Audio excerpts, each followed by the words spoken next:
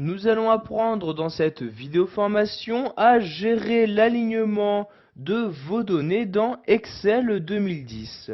Donc tout d'abord, il est très important de savoir que vous pouvez effectuer des retours à la ligne de façon automatique. Donc cela est très utile si par exemple, comme c'est le cas ici pour cette cellule-ci, la cellule n'est pas assez grande pour vous permettre d'afficher donc toute la donnée, donc la donnée dans son intégralité.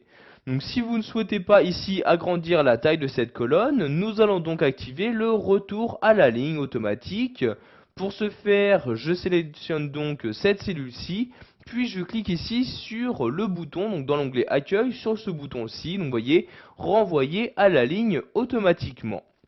Donc je clique ici sur le bouton et vous pouvez voir qu'automatiquement, donc ici le mot ASA se trouve donc maintenant sur la seconde ligne, car il n'y avait pas de place ici sur la première ligne pour pouvoir l'afficher dans son intégralité.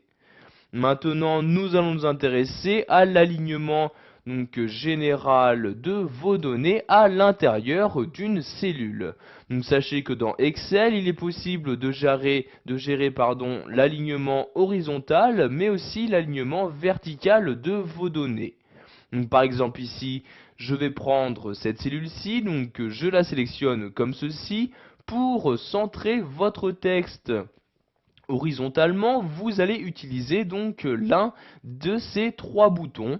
Donc vous voyez ici, soit je peux l'aligner à gauche, le centrer, ou encore l'aligner sur la droite de ma cellule.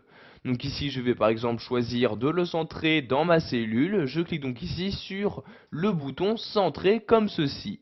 Donc vous pouvez faire cette manipulation pour n'importe lesquelles de vos données. Donc par exemple, cette donnée-ci, je la sélectionne en sélectionnant cette cellule et je clique ici sur centrer comme ceci et vous pouvez voir que ma donnée est maintenant centrée par rapport donc à ma cellule.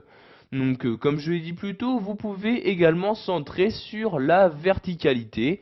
Ce qui peut être utile par exemple si vous avez augmenté la hauteur d'une de vos lignes. Donc comme c'est le cas ici, si par exemple je souhaite centrer verticalement cette ligne-ci, donc je sélectionne la ligne comme ceci, et donc pour la centrer donc verticalement, je vais utiliser ce bouton-là, donc vous voyez aligner au centre. Si je souhaite l'aligner vers le haut, je clique sur le bouton comme ceci, ou l'aligner vers le bas, il s'agit donc de ce bouton-là.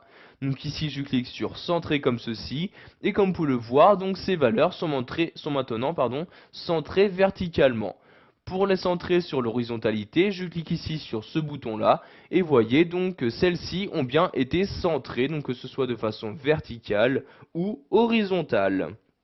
Pour finir, nous allons voir comment fusionner vos différentes cellules. Donc cela est très utile si par exemple sur plusieurs cellules, vous souhaitez insérer les mêmes données.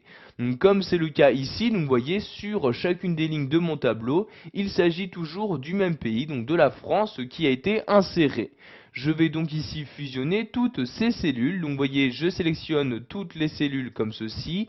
Pour les fusionner, je vais cliquer tout simplement sur ce bouton-là. Donc vous voyez, je clique. Donc ici, j'ai un message d'alerte qui apparaît me disant donc que ces différentes cellules contiennent déjà plusieurs valeurs. Donc si vous souhaitez fusionner ces cellules pour n'afficher plus qu'une seule valeur, vous cliquez ici sur OK. Et comme vous pouvez le voir, maintenant le mot France n'apparaît plus qu'une seule fois. Nous allons maintenant le centrer donc ici verticalement en cliquant sur ce bouton là et vous pouvez voir que j'ai pu en très peu de temps donc fusionner une cellule et y afficher donc les données que je souhaite. Si maintenant vous souhaitez donc annuler ce fusionnement et donc recréer toutes les cellules, donc vous sélectionnez la cellule en question et vous recliquez ici sur ce bouton là et vous pourrez voir maintenant apparaître donc les différentes cellules donc qui étaient créées au départ.